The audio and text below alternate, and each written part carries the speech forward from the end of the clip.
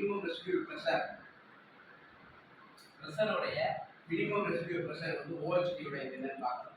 ஓஹெச்டியோட minimum residual pressure of 6 meters எடுத்து water that should be around staging height of OHD 7.5 m or 12 meter. The existing OHD exceeds 6 meter staging at least 3 meter அப்படின்னு சொல்றாங்க.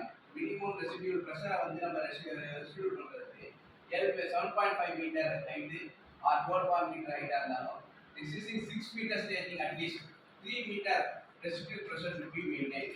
அந்த 3 meter லேட்டஸ்ட்ல அந்த residual ப்ரெஷரை maintain பண்ண முடியும் அப்படின்னு சொல்றாங்க.